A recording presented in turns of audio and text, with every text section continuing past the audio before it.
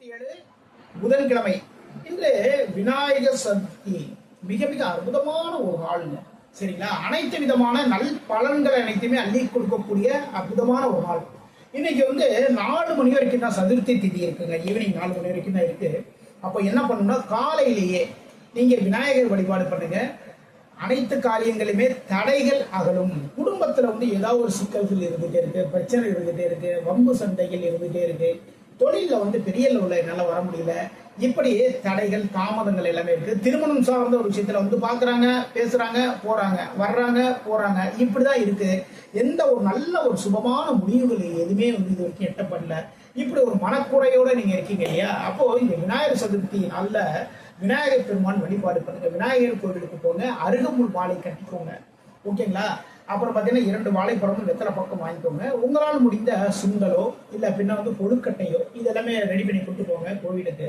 இந்த டேத்தில் என்ன பகலில் போயிடுங்க.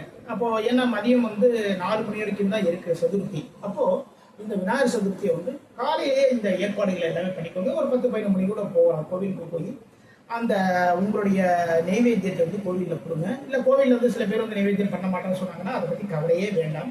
உங்களுடைய பேருக்கு உங்களுடைய குடும்ப நபர்களுடைய பேருக்கு நட்சத்திரத்தை சொல்லி அர்ச்சனை பண்ணிப்பாங்க. இதுதான் ரொம்ப முக்கியம். சில பேர் தெரியாம என்ன பண்றாங்க அப்படின்னா, சாமி பேருக்கு அர்ச்சனை பண்ணுங்க அப்படிங்கிறாங்க. சாமி பேருக்கு எதுக்காக அர்ச்சனை பண்ணணும்? ஓகேங்களா?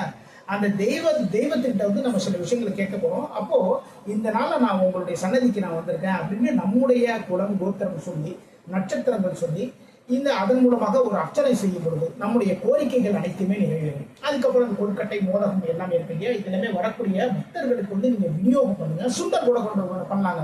ஓகேங்களா? கொண்டக்கடலை சுண்டல் பண்ணலாம். கொண்டக்கடலை சுண்டல் பண்ணி வரக்கூடிய பக்தர்களுக்கு எல்லாருக்கும் விநியோகமாக கொடுங்க. இதன் மூலமாக தடைகள் அனைத்துமே விலகும். தொழிலில் முன்னேற்றங்கள் ஏற்படும், லாபங்கள் ஏற்படும், எதிர்பாராத ஒரு தனவரம் உங்களுக்கு தேடி வரும். இந்த விநாயகர் சதுர்த்தி விழாவை அனைவருமே கொண்டாடுங்கள். அனைத்து காரியங்களிலிருந்து வெற்றி பெறுங்கள். மீண்டும் அடுத்த பதிவில் சந்திப்போம். நான் உங்கள் ஜோதிடர் திருச்சேரை சிம்மம் ராஜா வெங்கடேஷ். வாழ்க வளமுடன். வாழ்க.